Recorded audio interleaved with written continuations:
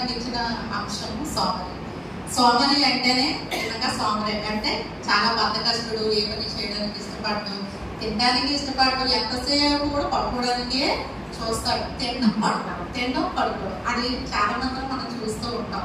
ఎక్కడికైనా పని చేయడానికి వెళ్ళమని చెప్తే అక్కడ ఏదో ఒక ప్రమాదం ఉందని, అంటే ఎలాగా మన సామెతల్లోని ఆరోగ్యంలోని చాలా చూస్తున్నాము. అలాగే సామెతలు మొదటి నుండి ఆఖరి వరకు కూడా సోమరి గురించి అనేకమైన ముఖ్యమైన పాయింట్స్ ఉన్నాయి. అందులో కొన్ని మాత్రం నేను జ్ఞాపకం చేస్తాను.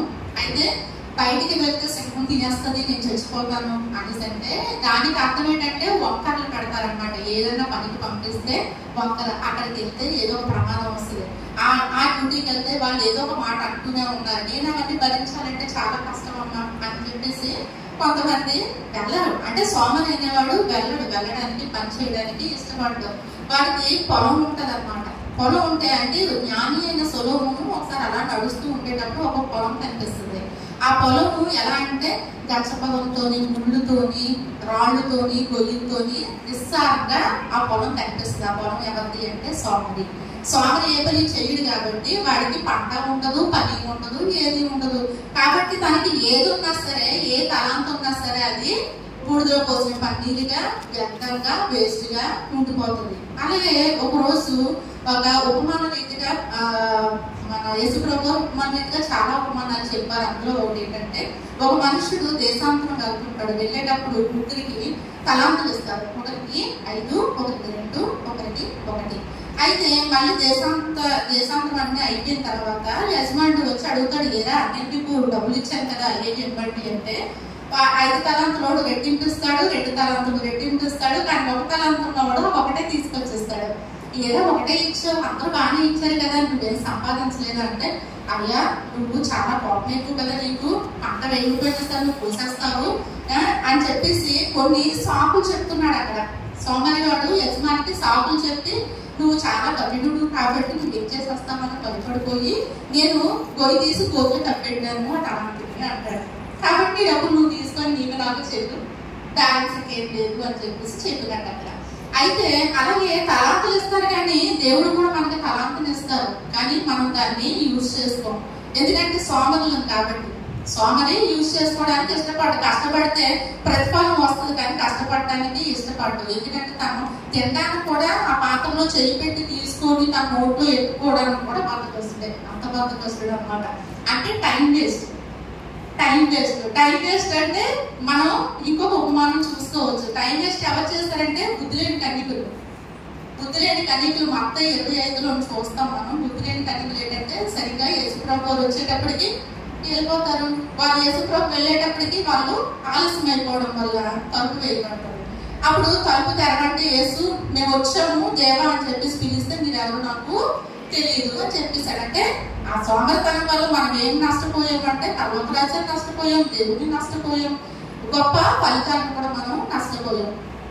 ఇంకొక ఉపమానం రీతిలో చెప్పాలి అంటే బద్ధకస్తుల లిస్టులోని 38 సంవత్సరాల నుండి రోగి పేదస్త కోనేరు దగ్గర దేవదూతలు వచ్చి కోనేరుని కదిలించినప్పుడు ఎవరైతే ముందు దిగుతారో వాళ్ళు ఎట్టి వ్యాధిగ్రస్తుడైనా బాగుపడతాడు అని చెప్పేసి తెలుసు. కానీ వీడేం చేశాడంటే మోయించుకోవడం అలవాటు అయిపోయింది. ఆ బద్ధకం వాళ్ళు ఏం చేశాడంటే 38 సంవత్సరాలు టైం పెట్టింది కదా స్వస్థపరచబడ్డానికి. అంటే ఇదంతటికి కారణం ఏంటి అంటే బద్ధకం, సోమరితనం. ఓకేనా? అయితే వాడి మార్గం ఎలా ఉంటుందంటే ముళ్ళ మార్గం అనమాట. వాళ్ళకి ఏ ప్రతిఫలం ఉంటుందో ఆడితే ఎవరు ఫ్రెండ్షిప్ చేసినా మనం కూడా అదే తయారవుతాం. అదే భౌతికంగా సోమరితనాన్ని మనం చూస్తున్నాం, పనికిరాదు. మన ఆత్మీయ సోమరితనాన్ని మనం ఎవరూ లెక్క చేయడం లేదు. దాన్ని కూడా మనం పరిశుద్ధ గ్రంథంలో తీయాలంటే నేను ఎవరిని చూపించను, నన్ను మాత్రమే నేను చూపిస్తాను. ఓకేనా? ఇది ప్రాక్టికల్. అయితే నేను ఉదయాన్నే వేస్తాను, నా సొంతం నేను చేసుకుంటాను, అన్ని బాగానే ఉంటాయి. అంటే భౌతికంగా చేయాల్సినవి చేస్తాను, కానీ ఆత్మీయంగా చేయాల్సినవి ప్రార్థన చేయాలి, దేవుని వాక్యాన్ని ధ్యానించాలి, దేవునికంటూ కొంత సమయాన్ని ఇవ్వాలి. కానీ నేనేం చేస్తానంటే భౌతికంగా బాగానే పనిచేస్తున్నా, ఆత్మీయంగా మాత్రం సోమరితనంలాగే ఉన్నాను. క్షమించాలి దేవుడు.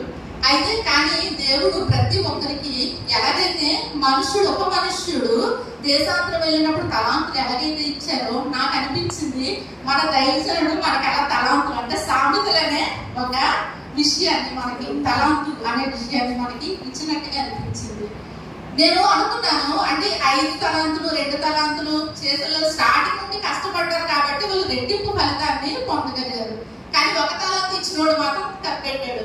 సేమ్ పద్ధతి స్టార్టింగ్ నుండి చదివేంత వలుసుకుంటా అంటే సోమని ఆశపడతాడు కానీ అది మాత్రం చేయలేడు, అనుకోలేదు అంటే రాగల అంటే స్టార్టింగ్ నుండి నేను చదవలేదు. లాస్ట్ నుండి రేపు అనగా నిన్న అంటే ఈ రోజు అనగా నిన్నలాగా చదివిస్తాను. 31 చదివిస్తాను. ధ్యానం లేకపోతే ఎలా టైం చేస్తాం? సోమరి యొక్క లక్షణం అన్నమాట అలాగే. కాబట్టి మనందరం కూడా ఆత్మీయతలోని సోమరులం కాకుండా ఇప్పుడు పాస్టర్ ఎలాగైతే ఆత్మీయ వర్ధలతలోని అడుగులు అన్నారో ఆ అడుగుల్లోని సోమరితనాన్ని మనం తొక్కేయాలన్నమాట. దేవుని స్తోత్రం. హల్లెలూయా. కాబట్టి ప్రతి ఒక్కరు కూడా మన సోమరితనాలు చాలా ఉంటాయి.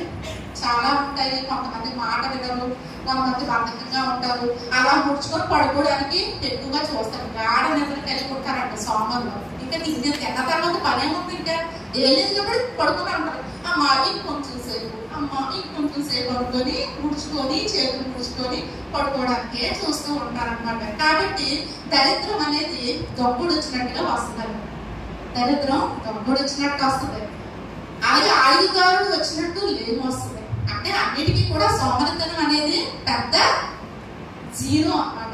మన నుండి దేవుని కృపను బట్టి మనం దేవుని యొక్క మాటలు మనం వింటూ ఉంటే ఆయన ఇచ్చిన తలాంతిని మనం షార్ప్ చేస్తూ అంటే దాన్ని మనం ప్రాక్టికల్ గా చేస్తూ ఉంటే అంటే ఎవరైతే సామెతలు మనం చదువుతూ ధ్యానిస్తూ ఉంటే టకాటకమని ఎలా తీసి చెప్పారో అలాగే దేవుని యొక్క ఇచ్చిన తలాంతిని కూడా మనం ప్రాక్టీస్ చేసినట్లయితే ఈజీగా ప్రతి ఒక్క విషయంలో కూడా విజయాలే మనం సొంతం చేసుకోగలుగుతాము.